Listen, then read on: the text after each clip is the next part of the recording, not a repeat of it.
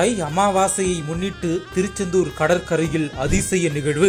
நூற்றுக்கணக்கானோர் கூடி தங்களின் முன்னோரை திருப்திப்படுத்திய நெகிழ்ச்சி காட்சிகள். தமிழ் மாதங்களில் ஆடி மற்றும் தை மாதம் வரும் அமாவாசையானது முக்கிய விரத நாட்களாகும். இந்த நாட்களில் இந்துக்கள் நதிக்கரை மற்றும் கடற்கரையில் தங்கள் முன்னோர்களுக்கு தர்ப்பணம் செய்வது, வழிபடுவது வழக்கமாகும்.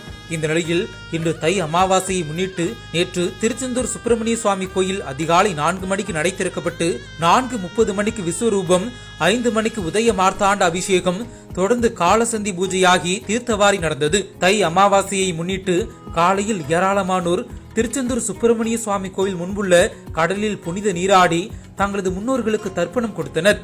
இதற்காக கடற்கரையில் அமர்ந்து பக்தர்கள் தங்களது முன்னோர்களின் பெயர்களை சொல்லி வழிபாடு செய்தனர்.